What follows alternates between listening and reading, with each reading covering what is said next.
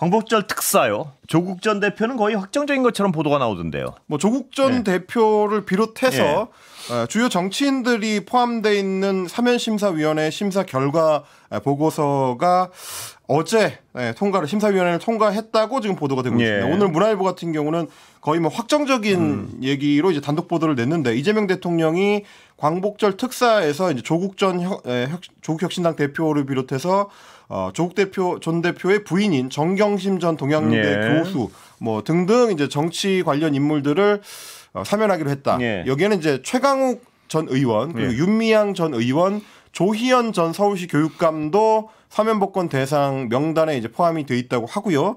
국민의힘 쪽, 그러니까 보수 진영 쪽에서는 이제 정찬민, 홍문종, 심학봉 전 의원 이 인물들은 저희가 소개해드린 것처럼 이 국민의힘 쪽에서 송원석 원내대표가 강훈식 비서실장한테 사면 복권을 요청하는 이른바 이제 웃음 표시 문자 메시지에 등장을 했었던 인물들입니다. 그러니까 사면 복권이 되면 변호사 자격이 당연히 회복이 되는 거고요. 복권으로. 그러니까 이제 원래 이제 제가 9월 18일이 되면 집행유예 기간 2년이 다 끝나기 때문에 그러면은 그 공무원이 못 되는 제한은 다 풀리는 거라서. 근데 변호사는 못 하는 거였거든요. 2027년 9월까지 못 하는 거라. 그러니까 복권이 되면 변호사를 할 수 있는 그게 달라지는 거죠. 우와, 더 빨리 이제 변호사를 하실 수 있는 거예요? 근데 뭐 아직 확정된 게 아니고. 그럼요. 그래서 설레발치게 조심스럽게 한 거예요. 법무부의 심사위원회 명단에 올라갔었다는 거고. 거기에 누가 거기서 의결이 돼가지고 국무회의로 누가 넘어갔는지는 잘 모르는데 옛날 같으면 이제 거기 포함되면 되게 되더라 이런 것 때문에 지금 언론이 막 저기를 하는데 어제 밤늦게 저도 다른 일 뭐 모임이 있어서 뭐 어쩌고 하다가 모르다가 무슨 속보가 떴다고 사람들이 톡방에 올리고 그래가지고 근데 막 모르는 전화번호가 엄청 오고 보니까 기자들이 전화한 것 같아요. 근데 문자랍시고 남겨놓은 게 이번 저기 명단에 포함돼 있다는 지금 기사가 나오고 있는데 나보고 연락 받았냐고. 연락을 받겠어 그걸. 아무도 아니에요. 아니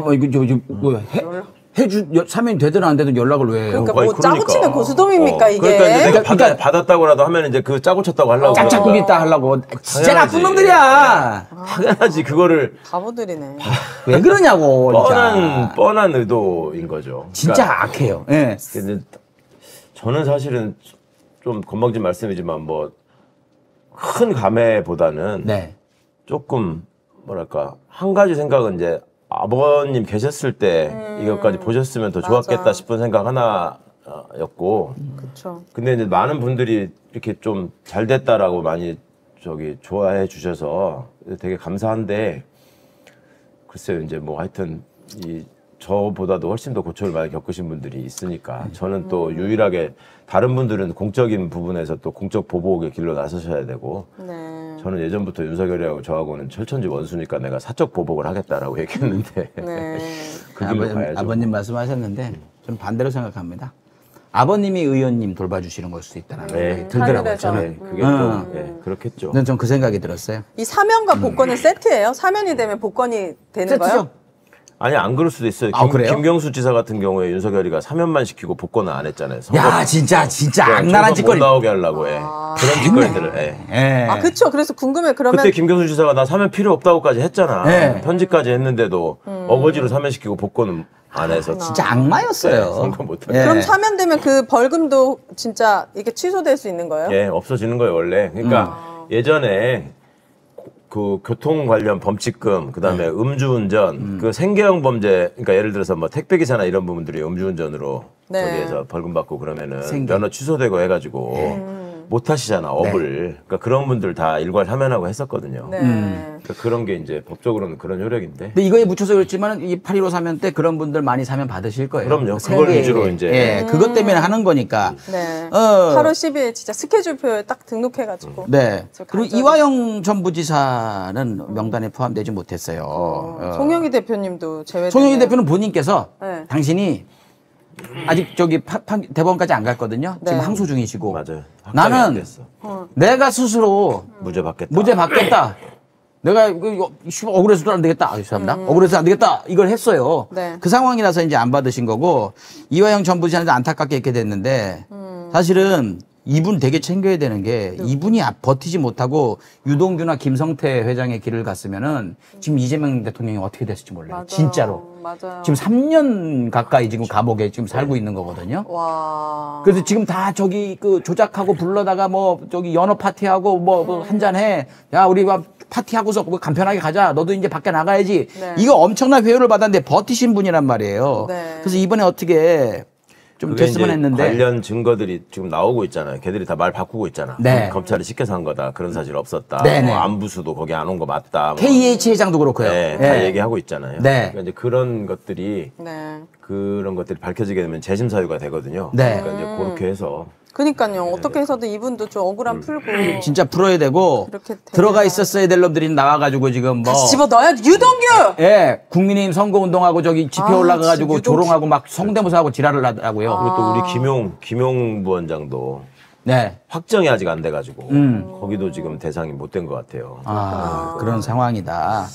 아무튼 그 이거 명예 회복해야 되고 그리고 정치 검찰한테 양심 팔아먹고 남 죽이려고 지 빠져나가고 남 죽이려고 했던 놈들 네. 다시 다 자리 교체해야 된다. 당연하죠. 지금 억울하게 지금 그렇게 해주실 거라고 믿습니다. 그렇게 믿습니다. 네. 그래서 근데 또 크리스마스 특사도 있으니까. 기대해 봅니다. 자, 근데 제일 중요한 건 이제 조국 장관이 이제 그 명단에 올랐다. 저는 사실은 이번엔 부담이 좀 있을 수도 있다. 이 사면에 대한 결정은 대통령이 알아서 하시는 거예요. 그렇죠. 대통령. 명단에 올랐지만 지금은 아닌 것 같다라고 하면 아닌 거예요. 예. 왜냐하면 오롯이 책임은 다 대통령이 지는 거거든요. 사면해주겠다라고 하면 사면하시는 거고. 네. 예, 그런 상황이기 때문에 모든 게 대통령의 결정이기 때문에 이렇게 쉽게 이렇게 너무 이렇게 할 수는 없는 상황이에요. 이럴수록 더 부담이 되는 거거든요, 대통령께서는. 네. 선택을 그러니까, 존중해야죠, 우리는. 예, 어떤 결정이 내려질지는 모르겠지만 아무튼 8월 12일 날 네. 아마 이것도 떨려요. 오늘 며칠이야. 그러니까 우리 대통령 스타일상 뭐든지 뭐 할 거는 빨리빨리 확실하게 해치우잖아. 다음 주 화요일이다. 네. 이번에 하든지 그냥 그러고 안 하든지 뭐 네. 그런 스타일이니까 사람들이 네. 대통령 뭐 이렇게 생각하시는 거 막 기다리면 되는 거고. 예. 제목도 그 유일하게 한 군데 정도가 대통령의 결단이 남아 있다고 썼던데 저게 맞는 말이에요. 네. 대통령이 결정하실 일이죠. 대통령 권한인 거예요. 특사 문제 좀 있잖아요. 8.15 특사. 여기 아마 의원님은 조국 전 대표는 사면이 돼야 된다라고 아마 입장을 밝히신 걸로 알고 있는데 그거 맞는 얘기죠? 저는 뭐 그렇게 제 입장을 제일 먼저 얘기했습니다. 네네. 그래서 욕도 많이 먹고 있습니다. 예, 그래요? 그때 네. 이제 말씀하셨던 거는 이제 조국을 사면하는 것은 민주주의 회복의 상징이 될 것이다 이렇게 표현을 쓰셨는데, 네. 그러니까 저는 민주주의 회복의 상징이라는 표현보다는 이런 겁니다. 네. 분명히 말씀드리지만 조국 대표도 그렇고 조국 가족도 예를 들면 본인이 그 잘못한 부분에 대해서는 인정을 하고 그리고 지금 구속돼갖고 네. 죄를 받고 있죠. 네. 그러나 그 죄에 비해서 조국 가족이 받은 형벌 너무 지나치다. 너무- 과도하다는 겁니다. 예를 들면 네. 부인이 4년, 또 지금 조국 대표가 2년, 네. 그리고 예를 들면 그 따님 되는 조모 씨는 그야말로 고졸학력으로 이렇게 그야말로 도륙질을 당했잖아요. 저는 그 정도는 아니다. 그리고 그 배경을 보면 조국 민정수석이 윤석열 검찰총장을 반대하지 않았다면, 네. 그리고 조국 민정수석 법무부 장관이 검찰 개혁을 주장하지 않았다면 네. 이렇게 정치 검찰로부터 집단 린치를 받지 않았을 거다. 어떻게 보면 이 이재명 정부는 국민 주권 정부입니다. 이제 이 정부가 해야 될 일은 검찰 개혁, 민생 회복, 그리고 일상 회복인데 그런 의미에서 조국 사면은 네. 어떻게 보면 일상 회복 그리고 또 민주주의 회복 이런 하나의 상징으로 의미가 있기 때문에 네. 그리고 이제 그 받아야 될 그 형벌들은 네. 이미 가족들과 함께 어느 정도 받았기 때문에 이제 큰 틀에서 네. 저는 조국 사면이 필요하다라는 게 강북구의 생각이다. 네, 이래갖고 페북에다가 또 아. 제가 언론인들과 얘기하면서 주장을 했던 겁니다. 근데 누가 그렇게 욕을 막 했어요? 뭐 아니 세상을 바라보는 관점은 다를 수 네. 있으니까. 저같이 바라보는 사람도 있고요. 조국 네. 대표에 대해서. 그리고 또 아직은 아니다라고 얘기하는 분들도 있고 네. 말도 안 돼라고 얘기하는 분들도 있지만 네. 그런 다양성들 속에서 마지막 네. 판단은 사면에 대한 최종 그 결정권자인 대통령께서 결정하는 거죠. 그러니까 이제 사실 그 욕하시는 분들 중에 또 일부는 민주당 지지층 분들도 욕하는 사람들이 사실 있었다는 얘기를 하시는 거잖아요. 뭐 그런 부분도 저는 뭐 예. 이해합니다. 예. 그러니까 지금 뭐 정청래 대표의 그 발언을 봐도 어제 정청래 대표가 이제 문재인 전 대통령 만났는데 조국 전 대표 관련 사면 논의는 언급은 전혀 전무했다라고 얘기를 했고 뭐 사실은 당 차원에서 공식적으로 조국 전 대표의 사면을 건의하고 있지는 않는 상황인 거죠. 그러니까 예. 그 집권 여당이 예. 좀 전에 말씀드린 대로 대통령은 집권 여당과 함께하는 입장이기 때문에 공식적으로 건의하는 사례는 제가 알기는 없었던 걸로 알고 있고요. 왜요? 송원석 원내대표 문자. 네. 그건 이제 야당 의원 입장에서 네. 보통 예를 들면 특별 사면을 할 때는 예를 보통 들면 여야에서 야당 추려 의원도 올리죠. 예. 야당 의원도 듣고 네. 또 여당 여당도 의원도 듣고. 내부적으로 듣고 네. 그래서 예를 들면 최종적으로 그 내부에서 좀 판단을 하는 거죠. 네. 하고 네. 그런 부분은 뭐 비공식적으로 있을 수 있지만 네. 공식적으로 건의하는 것과는 또 네. 다른 영역이기 때문에 네. 그건 이제 어쨌거나 이제 여러 다양한 의견들 여론들을 취합해서 최종적으로 대통령께서 판단하고 결정한다라고 생각하시면 될 것 같습니다. 네. 뭐 지금 이제 이건 뭐 문화일보 단독 보도긴 한데 네. 조국 전 대표에 대해서 사면을 한다는 내용의 보도가 나오긴 했습니다. 확정이 됐다고요? 뭐 지금 문화일보 단독 보도상으로는 그런데 그러니까 사실 예. 지금 뭐 네. 관측으로는 뭐 거의 좀 확정적이다. 그게 이미 요청하는 단계부터 이렇게 보도가 계속 나온 거는 맨 처음에는 예. 좀 부정적이었고요. 예. 그다음부터는 예를 들면 그 뭐 참 반반이었던 것 같은데 네. 오늘 아침에 한겨레 그 단독으로 네. 조국 사면 내부적으로 수용 결정 이렇게 나와 있는데 제가 문화일보는 보지 못했습니다. 네네. 그러니까 근데 최종 이제- 결정은 12일 국무회의 때 저희가 알 수 있는데 사실 이제 현재까지 온 상황이 국무회의 때 뒤집어지는 경우는 많지는 않죠. 거의 네. 이대로 간다 이렇게 보면 그렇게 언론에서 그런 네. 흐름으로 가고 있다라는 거는 거의 내부적으로 입장 정리가 되고 있지 않냐라는 게 제 생각인데요. 그 말씀을 들으니까 저는 기침이 다 스톱이 되는 것 같습니다. 이제 좀 좋아지셨군요. 예, 네. 그렇습니다. 근데 이제 예. 이렇게 정치인들을 해주다 보면 예를 들어서 그 외에도 뭐 조국, 정경심, 또 최강욱, 윤미향 씨 등도 아마 이렇게 된다고 치면 또 어쩔 수 없이 야당에서 국민의힘에서 올린 사람들도 같이 세트로 혹시 사면되는 거 아닌가? 뭐 일부 그런 부분이 있을 수 있을 겁니다. 왜냐하면 네. 그 좀 대통령 입장에서는 네. 이 통치라는 입장에서 보면 네. 어쨌거나 좀 이거 균형 뭐 그리고 또 네. 적절하게 배려 뭐 이런 부분에 대한 고민도 하실 겁니다. 예, 예. 그래서 그런 걸 또 걱정하시는 분들도 계시긴 하더라고요. 저도 사실은 네. 송원석 대표가 소위 뭐 좀 자료 보니까 네. 동의를 하기는 솔직히 좀 그렇지만 어쨌거나 대통령께서 마지막 판단하시는 거니까요. 네네네. 아. 요거는 뭐 저희가 국무회의 나중에 결과 보고 다시 예. 또 전해드리도록 하겠습니다. 저는 개인적으로 이 대통령의 사면권에 대해서 아. 저는 죄를 지은 사람들은 각자 다 벌을 받는 것이 맞다라고 생각하는데 그러니까 고유 사면권 권한인 자체를- 거잖아요. 예, 근데 그러니까 사실 네. 옛날에 네. 네. 왕이 하던 거를 네. 그 부분을 그쵸. 우리가 전 나름대로 대통령의 통치권이라는 입장에서 네. 하나의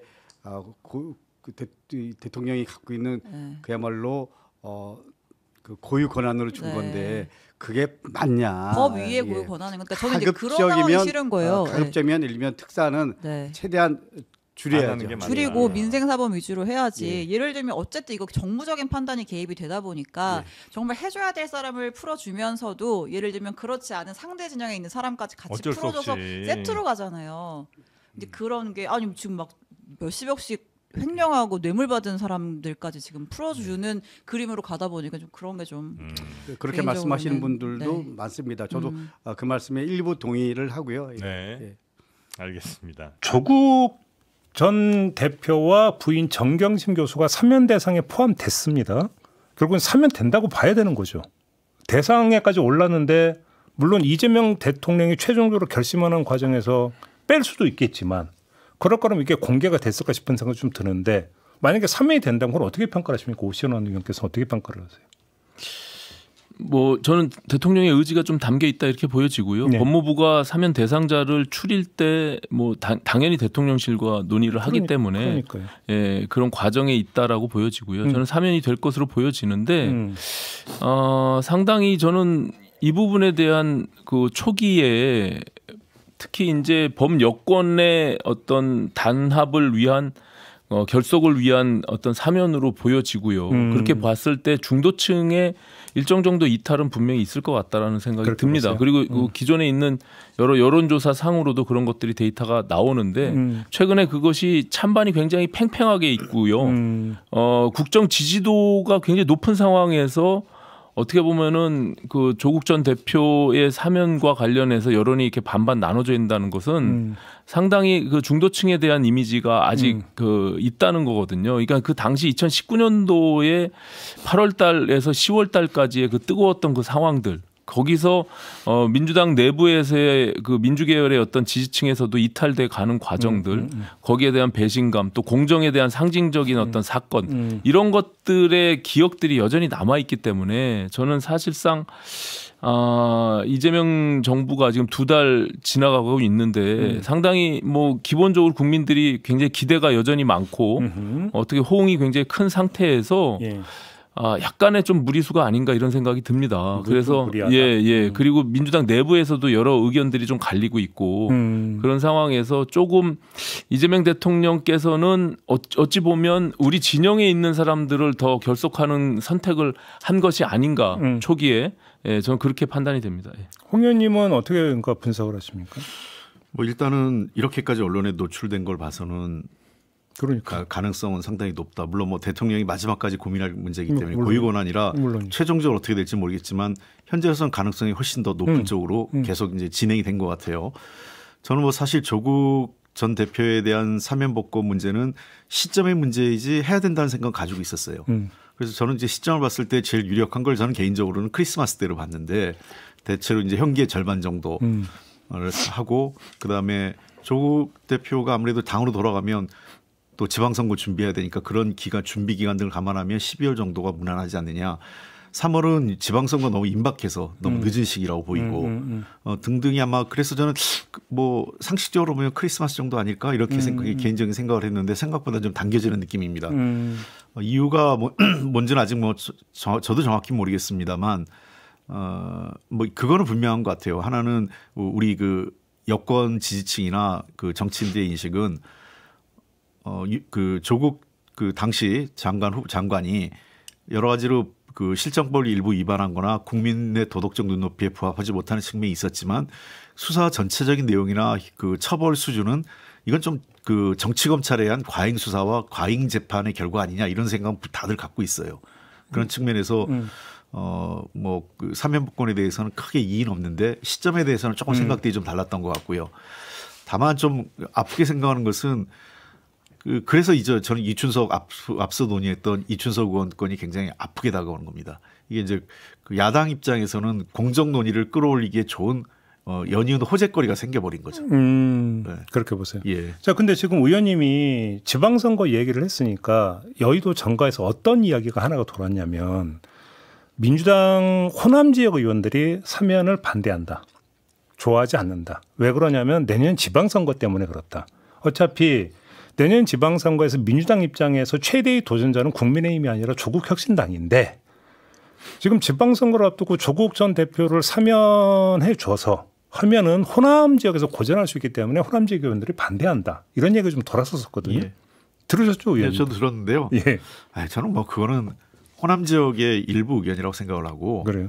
만약에 저 호남 지역에서 조국혁신당 때문에 진다, 뭐 그 결과가 나쁠 거라고 예상한다면 그건 우리 당이 잘못한 거죠. 저는 그렇게 생각합니다. 저는 도리어 그런 좋은 경쟁자가 더 좋은 정치, 그 지역 정치에는 훨씬 더 그 주민들에게 시민들에게는 훨씬 더 좋은 정치로 갈 수 있기 때문에 저는 그런 걸 부정적으로 생각하지는 않아요. 그런데 이제 그런 걸 놓고 보면 한식이나 청명이나라고 해서 광복절 사면이나 성탄절 사면이나 또 뭔 차이가 있느냐? 예. 그런 면에서 또 똑같거든요, 사실은. 그렇지 않습니까? 그렇습니다. 아니 근데 이제 기본적으로 국민들이 인식하고 있는 어떻게 보면은 형기를 어느 정도 맞췄느냐에 대한 부분들, 관례를 따져보는 부분들도 있고요. 정치적 지형이 분명히 저는 바뀔 수 있다라고 보여집니다. 그 조국 혁신당 자체가 조국 대표가 있을 때와 없을 때와의 존재감도 다르고 또 메시지 파워에 대한 영향력이 굉장히 다르기 때문에 또 재정비해서 내년 지방선거를 치룰 때 단순히 호남만의 문제가 아니라 오히려 저는 수도권에도 만약에 조국 혁신단이 의지를 가지고 후보를 내기 시작하면 상당히 큰 영향력을 미칠 수가 있거든요. 그렇기 때문에 저는 이재명 대통령께서 조국 전 대표를 사면하는 부분들에 대한 정치적 의미를 어떻게 해석해야 될지가 사실 좀 분분할 수 있다. 저는 그렇게 보여집니다. 하나만 더 여쭤볼게요. 그러니까 그 송원석 원내대표가 강훈식 비서실장에게 이제 메시지 보내면서 정찬민, 홍문종, 심학봉 전 의원 이름을 대면서 이제 그 사면 요청을 했다가 정성호 법무장관 예방 받은 자리에서 처리한다고 했고, 근데 사면 대상에 또 포함이 됐어요. 네네. 이 현상은 어떻게 지켜보셨습니까? 어떻게 평가를 하세요? 저는 기본적으로 정치인들의 사면에 대해서는 매우 신중할 필요가 있고요.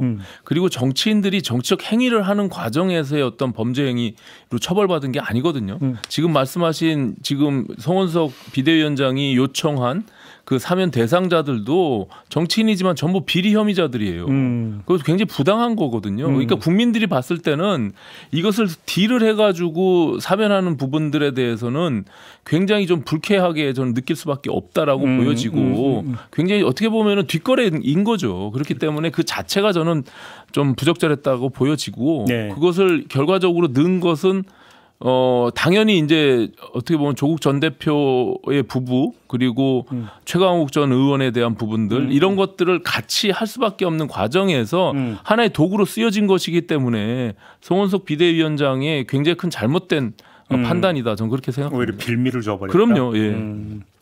뭐 아마 국민의힘 내부에서는 지금 오신환 의원이 하신 얘기가 팽배하더라고요. 송원석 저 원내대표에 대한 불만이 뭐 저는 뭐 어쨌든 이게 좀 관행이긴 해요.